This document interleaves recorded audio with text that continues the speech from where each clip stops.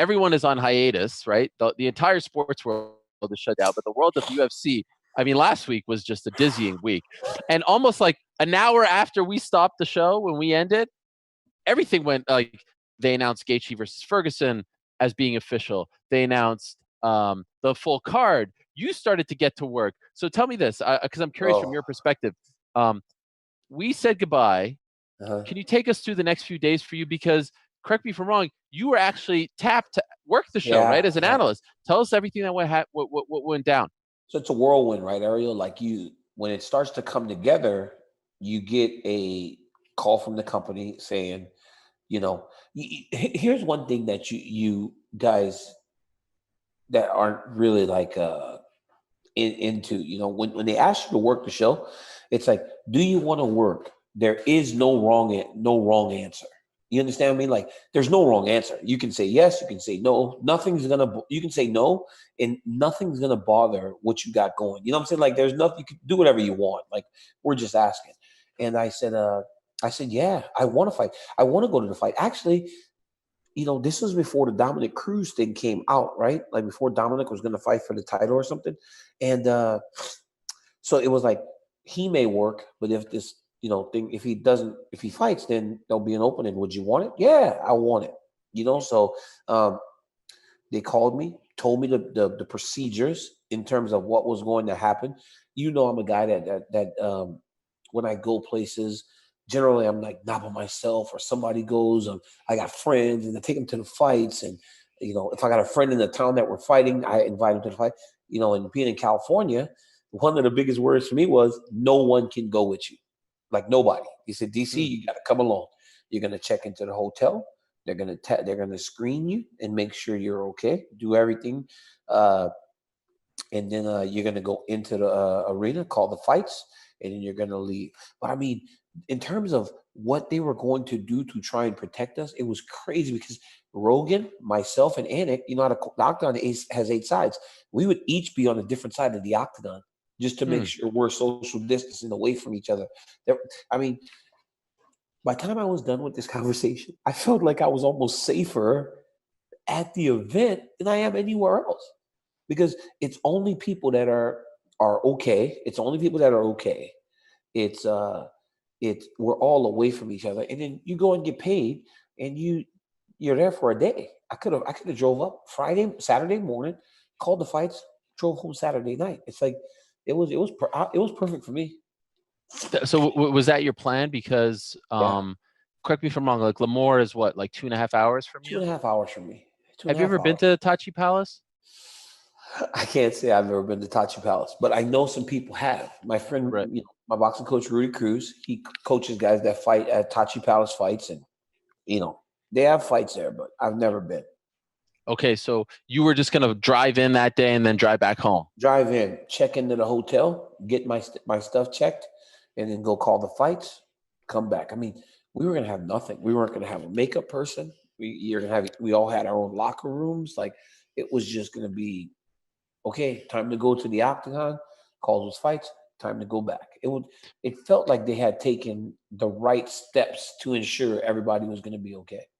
Did you or your wife have any reservations about doing this? No, not us. We didn't. She asked me, and she was like, when I told her I was gonna go do the fights, she was like, okay, so what's the plan? How's it gonna work? I was like, I'm in my truck, right? I'm in my truck.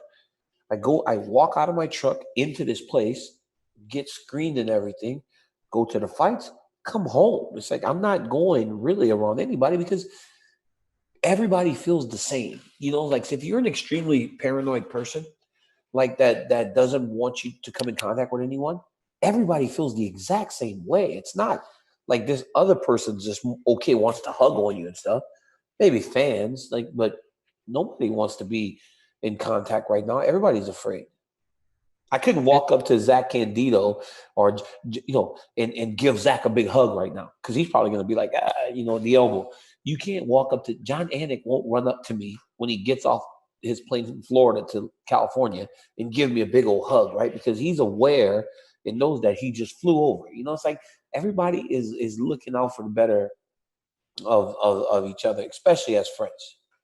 By the way, I like how you mentioned Zach Candido, like he's just a household name with all due respect. Like, No, he's my buddy. Like I'm saying, I Zach know. Candido, he's the coordinating producer for the UFC. I know, but you he's think my everyone boss. knows who No, Zach Candido is? I'm talking to you, right? Yeah, well, You I'm know just who saying, like, Zach Candido is, we right? have an audience. But I'm talking to you, right? I'm not Right. going to talk, or even Dana, right? So I'm not going to go to Dana White and give him a big hug right now. Everybody's going to kind of be aware of what's going on. And then you did all the like the promos for it, right? Like the sit down interviews, breaking down the big I fights. did And all some that. promos. Yeah, man. I got called, and this is the crazy. So they sent a guy into Gilroy to do my stuff. Well, I moved in December, I think. So my old house is empty. So what I did was I told the guy, I said, go, I'm gonna let you in, right? Stay in your car while I go and open the door. Seriously, I go, stay in your car, I'll open the door. And then when I leave, you can go up, set your cameras and everything. Tell me when you're done. Okay. When you're done, stand behind the camera, right? I'll walk into the room, sit, mic myself up. I'll do the interview. Once I'm done, I'll leave. And then when you're done taking all your stuff, I'll call me. I'll go lock up my house. Like we never came in contact with the guy. And I felt terrible. He's like, you feel so rude, but it's like, what else are you gonna do? But it's like, yeah, that's what we did. Like I walked upstairs, went into the room. I sat on that thing. I broke down the fights. I left. Dude, I took all this stuff away because I told him he can only come alone. But it's like, even in that situation, right? He's more scared of me than I am of him. I'm watching him. He's got his mask. Like, dude looks terrified to be doing his job, but he does his job, right? He had been in 14-day quarantine. So I did that. I went home. So now the fights are on, right? I'm excited. I'm like, we're gonna get to go watch some fights, something normal. And then a couple days later, the governor's like, yo, no fights, and it's off again, So it was an uphill battle. It was almost there, but it just didn't work out. That reminds me of when I'm walking around my block. Like I don't really go very far. I haven't left my house to go anywhere since March 11th. I'm very proud of this. But I go around the block, and it's almost like a game of chicken when someone's walking down. Who moves first? And I actually get a little offended, if I'm being honest, if they move first. Like, what is it about me? You know what I mean? But for some reason, I don't feel that way if I move first. You know what I'm saying? Well, because you're Ariel, right? You think, well, because here's what you think, right? I'm gonna be honest with you. This is what you think, and tell me if you agree or not. You haven't gone anywhere since March 11th. What if they have, right? Like, is that what you're feeling? Like, I know that I haven't gone anywhere for over a month. That's not true. No, I'm saying you. Oh, yeah. Like, yes. You have not gone anywhere for over a month. What if they've gone to the grocery store? Now, all that time that you spent at home is for nothing, right? Because now I came in contact with this person. Right. The clock starts back at zero. It starts back at zero. It's like it's a weird thing. Like, I mean, I wish this thing. I wish this hurry up and be over. Get back to normal, bro. I'm like you and the rest of the world. Now, in the midst of all of this, Dana also started talking about his fight island, right? Which I think got people got confused, thinking that 249 was going to happen on an island, all this stuff and more. What do you make of this idea? All right, so here's the thing, right? So, like, when you talk to me about Dana White.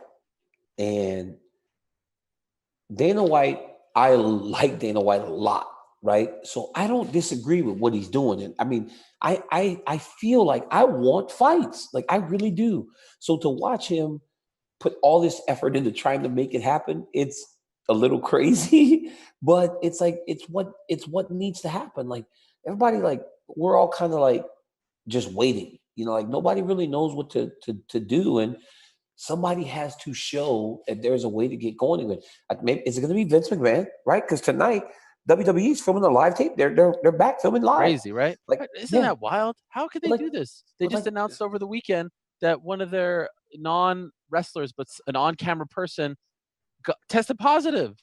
How could they do this? That's what I'm saying. But like, somebody has to like do something in terms of. I mean, the NBA wants to get going. Baseball wants to get going. Everybody want to get going, but everybody's just kind of waiting and is so afraid to kind of jump that we're just all standing still. And I think the UFC tried, and I honestly think that it would have worked. If the fight went on last week, it would have worked. Thank you for watching ESPN on YouTube. For live streaming sports and premium content, subscribe to ESPN+.